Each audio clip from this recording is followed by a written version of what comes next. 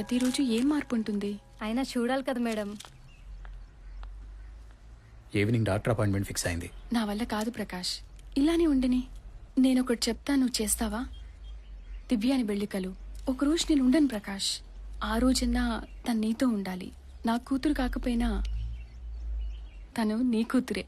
నా మాట విని దివ్యాని బెళ్ళికలు తనతో మాట్లాడు, ఓకేనా?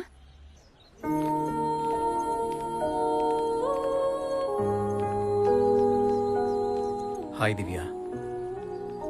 ఫ్రెండ్స్తో ఎందుకు, మన ఇంటికి వచ్చేయచ్చుగా. ఇప్పుడెందుకు? నేను చిన్నప్పుడు నాకు కావాల్సినప్పుడు ఏమైపోయారు? మీ నాన్న ఎక్కడని ఎవరైనా అడిగితే సమాధానం ఉండేది కాదు. మీకోసం చాలా సంవత్సరాలు ఎదురు చూశాను, కానీ ఎదురు చూడడంలోనే ప్రేమ పోయింది.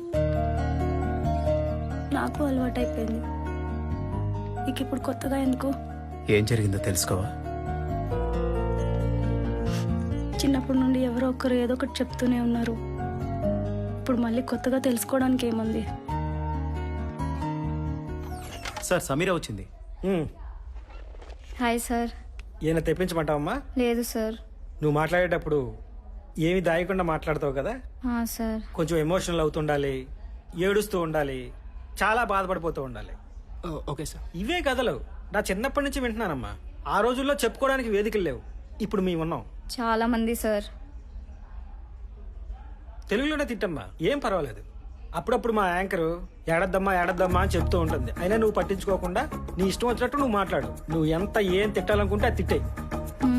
అందరు ఎవిడెన్స్లు ఉన్నాయి సార్, ఒక శేఖర్ది తప్ప. వాడు నమ్మించి ఎవిడెన్స్లు కూడా డిస్ట్రాయ్ చేశాడు సార్. శేఖర్ అనేవాడికి ఒక రెస్టారెంట్ ఉంది కదా. Yes sir. ఓ పని చేయి, అదే రెస్టారెంట్లో కలిసేవాళ్ళం అని చెప్పు. ఎందుకంటే ఆడు రెస్టారెంట్కి ఆడు రాలేదని చెప్పలేడు కదా, అక్కడ దొరుకుతాడు. Okay sir. లోలిత డివిడీ అడిగావు కదరా, మనల్ని పట్టించుకునే పరిస్థితిలో లేడు, కానీ నువ్వు వెళ్ళు, నేను చెప్తా. సరే అయితే. ముందు మూర్తిని కలు, అతను ఏం మాట్లాడాలో చెప్తాడు, అది ఫాలో అయిపో. Okay sir. మూర్తి దగ్గరికి తీసుకెళ్ళు. అలాగే సార్. ఉంటాను సార్.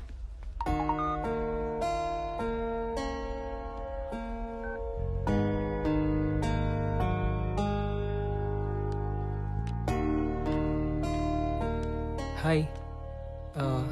లోలిటా చూసావా? ఏమైంది, ఎలా ఉన్నావు? ఇన్స్టిట్యూట్లో ఏదైనా ప్రాబ్లమా? మరి ఇంకేంటి ప్రాబ్లం? వాడు మళ్ళీ వచ్చాడా? మరి ఏమైందో చెప్పొచ్చు కదా. నాన్న వచ్చారు.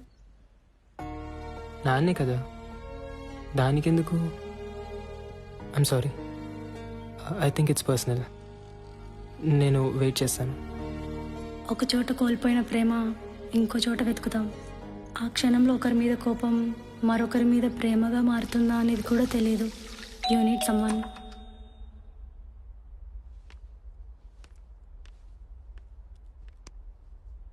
జీవితంలో మనకి కొందరు ఎదురు కూడా పడకూడదు అనుకుంటాం, కానీ అలాంటి వాళ్ళకే కూతురుగా పుడతాం.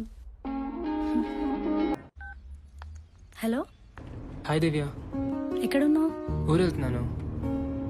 చెప్పలేదు. అంటే సడన్గా వెళ్ళాల్సి వచ్చింది. సరే, ఎప్పుడు వస్తావు? ఒక 2 డేస్లో వచ్చేస్తాను దివ్య.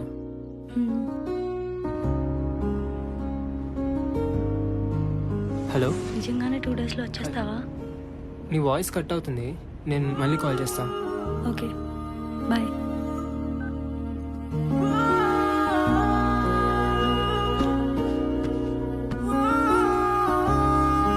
మా ముగ్గురికి యాక్షన్ షోలో జాబ్ వచ్చింది. సో ఫ్లాట్ వెకేట్ చేసి నానక్రమ్ కూడా షిఫ్ట్ అయిపోతున్నాం. నువ్వు కూడా వచ్చొచ్చు కదా మాతో పాటు. అవునే, ఎలాగో ఓపెనింగ్స్ ఉన్నాయి కదా, నువ్వు జాయిన్ అయిపో. అక్కడే ఎవడో మేనేజర్ని పట్టుకుంటే వాడే ఆన్ సైట్ యూఎస్కి పంపిస్తాడు. ఎలాగో నెక్స్ట్ వీక్ నీ జిఆర్ఈ ఎగ్జామ్ అయిపోతుంది కదా, వచ్చేసేయి మాతో పాటు. ఎప్పుడూ లేని భయం, బాధ ఇక్కడ నుండి వెళ్ళిపోవాలంటే తన కోసం ఎందుకు ఎదురు చూడాలి?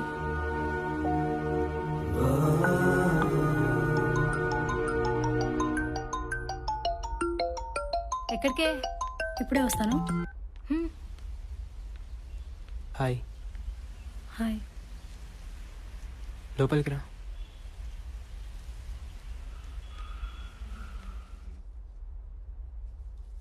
కోపం వచ్చిందా? కోపం దేనికి? ఇంకో 2 రోజులుంటే నేనే వెళ్ళిపోతాను. సో నువ్వు 1 వీక్ తర్వాత వస్తే నాకేంటి? నువ్వు నమ్మినా నమ్మకపోయినా ప్రతి క్షణం నువ్వే గుర్తొచ్చావు. అంతలా గుర్తొచ్చుంటే ఇంత దూరంగా ఉండి ఎందుకు మాట్లాడతావు?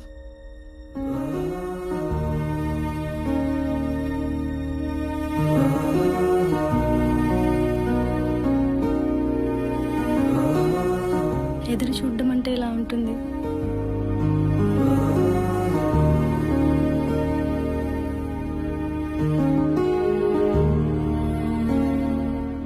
ఏమైంది?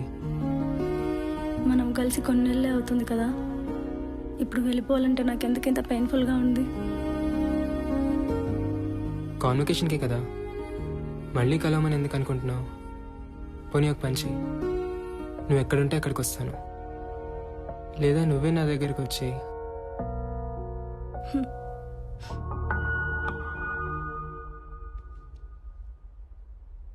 I have a wish.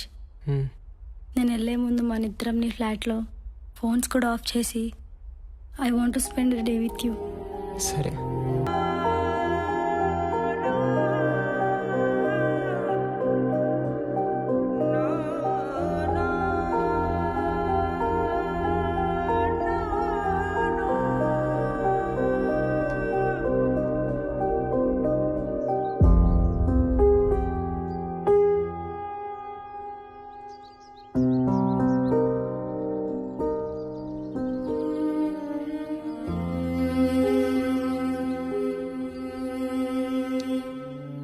Sorry, నిన్న నేనేమైనా లిమిట్స్ క్రాస్ అయ్యానా? నీతో ఒకసారి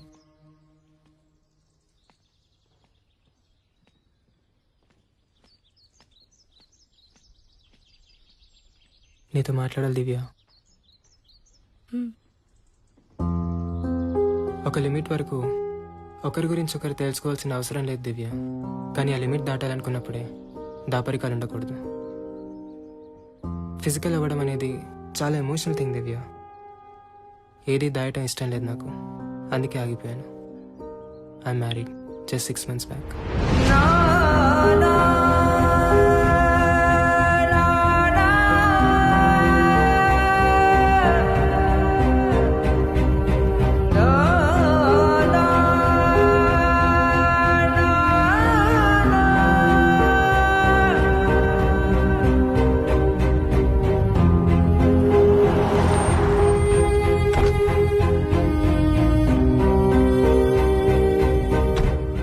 లేట్ అయిందా? ఏంట్రా ఇంత లేట్ అయింది? దారిలో లేట్ అయింది. సరేలే, లోపలికి వెళ్ళు. కాళ్ళు కడుక్కోవడం కాదు, బట్టలు ఇప్పేసి స్నానం చేసి తర్వాత రావాలి. సరే నానమ్మా. మ్మ్.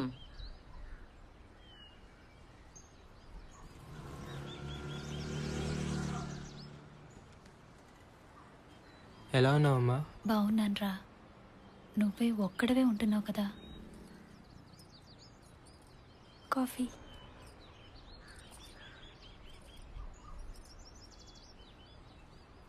ఎలా చూసుకుంటుంది? కన్న కూతురు కంటే ఎక్కువగా చూసుకుంటోందిరా. తనని నీతో పాటు హైదరాబాద్ తీసుకెళ్ళు. అమ్మా, నువ్వెప్పుడైతే నీ అంతటి నువ్వు నడవగలవో అప్పుడు తీసుకెళ్తా. ఆ మాట మీద కదా పెళ్లి చేసుకుంది. తనకి తన భర్తతో ఉండాలని ఉంటుందిరా, తీసుకెళ్ళు.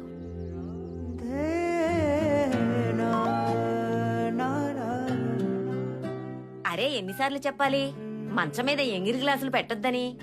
మ్మ్. ఎలా భరించావమ్మా ఇన్నాళ్ళు?